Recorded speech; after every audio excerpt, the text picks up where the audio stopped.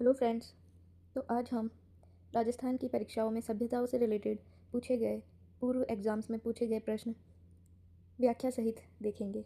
तो चलिए देखते हैं। हमारा पहला क्वेश्चन है, निम्नलिखित में से कौन कालीबंगा सभ्यता के उत्खनन या खोज से संबंधित है।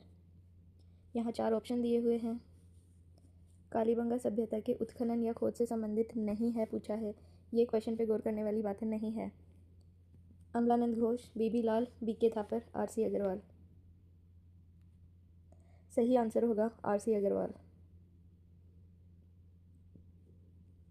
व्याख्या देखिए इसकी। आरसी अग्रवाल, जिनकी फुल फॉर्म है रतन चंद्र अग्रवाल, इनका संबंध मुख्य रूप से उदयपुर की आहड़ सभ्यता और गणेश्वर सभ्यताओं के उत्खनन से रहा है। अमलानंद घोष ने 1952 में कालीबंगा सभ्यता की खोज की थी। बीबी लाल और बीके थापर के निर्देशन में 1961 से 69 के मध्य कालीबंगा में पुरातात्विक खुदाई कार्य संपन्न कराया गया था।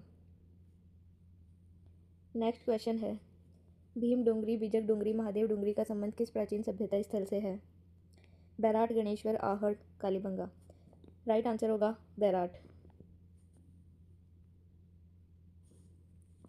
वर्तमान प्रशासनिक स्थिति से ये पहाड़ियाँ डोंगरिया वर्तमान में कोटपुतली बहरोड जिले के विराटनगर में, जो प्राचीन मत्स्य जनपद की राजधानी में स्थित है। बीजक की पहाड़ी इसी महत्वपूर्ण पहाड़ी की खुदाई के दौरान मौर्य सम्राट अशोक का ऐतिहासिक भाबरू शिलालेख कैप्टन बर्ड द्वारा खोजा गया था। और भीम डोंगरी महाभारत कालीन संदर्भों के अनुसार भीम के पद्यचिन्ह और पौराणिक भीमलता जलाशय के स्पष्ट साक्ष्य आज भी विद्यमान है बैराठ में। नेक्स्ट क्वेश्चन है, लाल भूरे रंग के अलंकृत मृदभांड मिट्टी के बने बर्तन किस प्राचीन सभ्यता स्थल से प्राप्त हुए हैं। तो वो प्राप्त हुए हैं आहड़ से। आहड़ सभ्यता उदयपुर से प्राप्त विशेष लाल भूरे रंग के मृदभांडों को पकाने के लिए इस विशिष्ट उल्टी बनाई विधि का प्रयोग किया जाता है, जिसे उल्टी बनाई पद्धति कहते हैं। इन बर्तनों पर सफ़ेद तथा काले रंग के सुंदर रेखीय ज्यामितीय आकृतियाँ कलात्मक बेलबूटे उकेरे जाते हैं। इन विशालकाय बर्तनों का उपयोग अनाज या खाद्य सामग्री को सुरक्षित रखने के लिए किया जाता है, जिन्हें स्थानीय लोग गोरे या कोठे कहकर संबोधित करते थे। नेक्स्ट क्वेश्चन है, कालीबंगा को सिंधु घाटी साम्राज्य हड़प्पा सभ्यता की तीसरी राजधानी किसने कहा। कर्नल जेम्स टोड, ए कनिंघम, डॉक्टर दशरथ शर्मा और वी.एन. मिश्र। राइट आंसर होगा इसका डॉक्टर दशरथ शर्मा ने। कैसे याद करना है, राजा दशरथ थे, उनके 3 रानियाँ थी, तो राजा दशरथ ने जो है सिंधु घाटी सभ्यता को तीसरी राजधानी बताया है।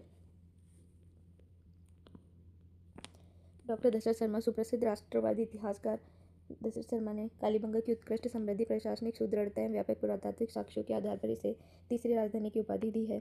जुड़वा राजधानी। स्टुअर्ट पिंगट ने हड़प्पा एवं मोहनजोदड़ो को एक विशाल साम्राज्य की जुड़वा राजधानियाँ कहा था। डॉक्टर शर्मा ने इसी संदर्भ में कालीबंगा को तीसरी राजधानी माना है। नेक्स्ट क्वेश्चन है, 10वीं और 11वीं शताब्दी में आहड़ सभ्यता को किस स्थानीय या ऐतिहासिक नाम से जाना जाता था। आहड़ को आघाटपुर, टाटानगर, बैराठ, रंगमहल। तो आहड़ को आघाटपुर के नाम से जाना जाता था।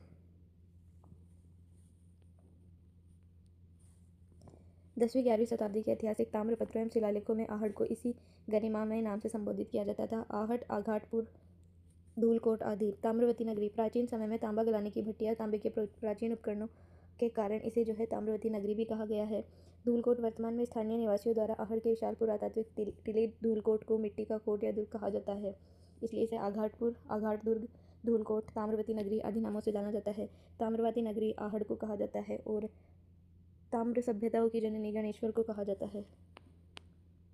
नेक्स्ट क्वेश्चन है, राजस्थान में नवीन प्रशासनिक गठन के अनुसार प्रसिद्ध गणेश्वर सभ्यता वर्तमान में किस जिले में स्थित है। तो वह नीम का थाना सीकर में स्थित है। ये पूर्व में नहीं, अभी सीकर में ही है। नीम का थाना जो नया जिला बना था उसे हटा दिया गया है। नीम का थाना सीकर में है। कांतली नदी के उद्गम स्थल पर अत्यंत प्राचीन ताम्रयुगीन सभ्यता है।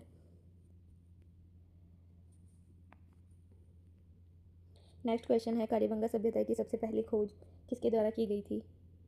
अमलानंद घोष ने 1951-52 में की थी। 1952 में पुरातत्वविद अमलानंद घोष ने की थी। अन्य खोजकर्ता अक्षय कीर्तिव्यास आहड़ सभ्यता से 1953, दयाराम साहनी बैराट सभ्यता से ऐतिहासिक उत्खननकर्ता 1936-37। कालांतर में नदियों का पानी सूखने और मरुस्थल के भौगोलिक विस्तार के कारण जो अत्यंत समृद्ध प्राचीन बस्ती उजड़ गई, वह कौन सी है। कालीबंगा। सरस्वती नदी का मार्ग परिवर्तन हुआ। घग्घर सरस्वती दृश्यवती नदी तंत्र के तट पर पुष्पित पल्लवित हुई थी। वैज्ञानिक अनुसंधान और ऐतिहासिक साक्ष्यों में पुष्टि हुई कि थार के मरुस्थल में पूर्वी विस्तार, भूगर्भीय हलचलों द्वारा मरु नदियों के सूखने के कारण पेयजल सिंचाई का घोर संकट उत्पन्न हुआ। व्यापक पर्यावरणीय बदलाव के कारण समृद्ध कृषि प्रधान सैंधव नगरी बस्ती उजड़ गई और रेतीली परतों के नीचे लुप्त हो गई। नेक्स्ट क्वेश्चन है, निम्नलिखित में से कौन सा युग्म सुमेलित नहीं है? गिलोंड, आर.सी. अग्रवाल, आहड़, अक्षय कीर्ति व्यास, कालीबंगा, अमलानंद घोष, बैराट, दयाराम साहनी। तो कौन सा नहीं है? गिलोंड, आर.सी. अग्रवाल नहीं है, सुमेलित नहीं है। गिलोंड सभ्यता राजसमंद जिले में बनास नदी के किनारे स्थित ताम्रपाषाण कालीन गिलोंड सभ्यता का उत्खनन 5960 में महान पुरातात्वविद बीबी लाल ब्रजवासी लाल के निर्देशन में संपन्न कराया गया। कालीबंगा की खोज अमलानंद घोष ने 1952 में और आहड़ की खोज सर्वप्रथम खोजकर्ता अक्षय कीर्ति व्यास 1953 में और बैराट प्रथम उत्खननकर्ता राय बहादुर दयाराम साहनी 1936-37।